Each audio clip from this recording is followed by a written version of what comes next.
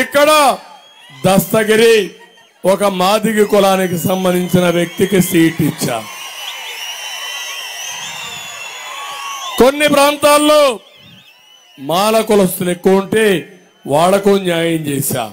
కానీ అన్ని కులాలకు న్యాయం చేసే పార్టీ తెలుగుదేశం పార్టీ. ఈ విషయం మీరు గుర్తుపెట్టుకోండి. మీ కర్నూలు పార్లమెంట్ ఒక్కసారి మీరు తీసుకోండి ఉదాహరణగా.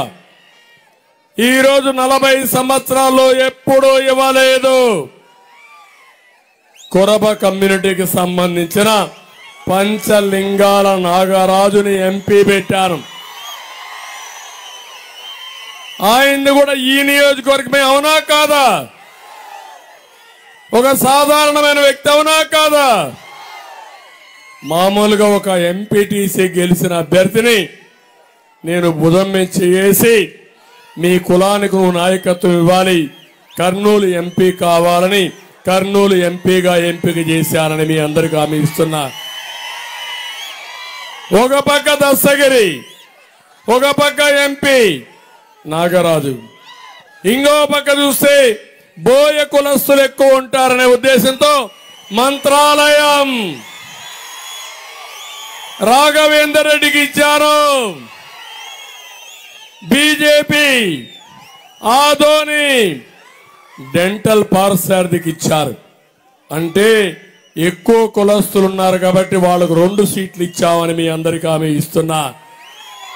వీళ్ళనే కాదు, ఇంకో పక్క మీరు చూస్తే ఎవరైతే కేఈ కృష్ణమూర్తి వారసత్వంగా ఉన్నాడో వాళ్ళ అబ్బాయిని ఒక ఈడిగ కులంలో పత్తికొండ ఎమ్మెల్యేగా ఇచ్చానని చెప్పి కూడా నేను మీకు తెలియజేస్తున్నా.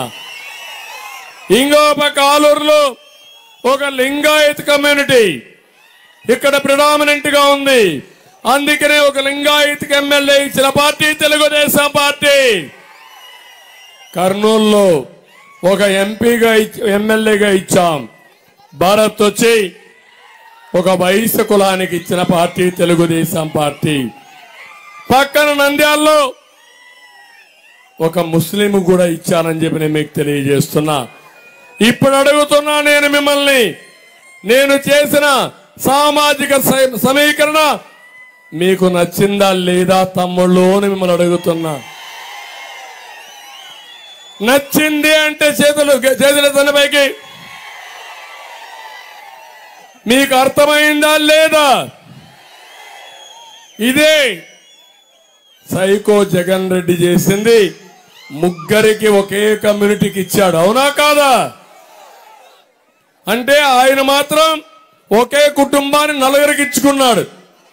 అంటే ఇది సామాజిక న్యాయమా తమ్ముళ్ళు అని మిమ్మల్ని అడుగుతున్నా. జనాభా దామాషా ప్రకారం పదవులు ఇవ్వాలనా లేదా అని మిమ్మల్ని అడుగుతున్నా. ఈ రోజు గాని మీరు గాని కర్నూలు గెలిపించుకోగలిగితే గెలుస్తున్నాం, అనుమానం లేదు. పెద్ద ఎత్తున తిరుగుబాటు ఉంది. పెద్ద ఎత్తున సామాజిక న్యాయానికి పెద్దపీట వేయాలని మీరు నిర్ణయించారు. అదే మంత్రాలయంలో చూసా, అదే మొన్న ఆలూరులో చూసా, ఈ రోజు కొడమూరులో చూస్తున్నా, గూడూరులో చూస్తున్నా. తిరుగులేదు మనకి. ఇంకా అన్ని కులాలకి, అన్ని మతాలకి, అన్ని ప్రాంతాలకు అభివృద్ధి చేసి మీకు రాజకీయంగా సముచిత స్థానం కల్పించే బాధ్యత నాదని మరొక్కసారి మీ అందరికీ హామీ ఇస్తున్నా. ఈరోజు ఎప్పుడు కూడా సైకో జగన్మోహన్ రెడ్డి ఎప్పుడు మాటల్లో చెప్పి మోసాలు చేసే వ్యక్తి. నేను చెప్పింది చేస్తా, చెయ్యలేని చెప్తాను. కానీ నా ఆలోచన ఒకటి, 40 ఏళ్ళు నన్ను ఆదరించారు. నేను మళ్ళీ మీ అందరినీ అన్ని విధాలా అభివృద్ధి చేసి దేశంలోనే ఆంధ్రప్రదేశ్ని నెంబర్ 1 రాష్ట్రంగా తయారు చేయడానికే ముందుకొచ్చాను. అందుకే మీరు చూస్తే ఇక్కడ మైనారిటీ ముస్లిం సోదరులు ఉన్నారు, అదే మాదిరిగా మీరందరూ ఉన్నారు. ఈ రోజు మేము ఒక కూటమిగా జట్టు కట్టామంటే దానికి కారణం ఈ రాష్ట్రంలో తీవ్రమైన నష్టం జరిగింది.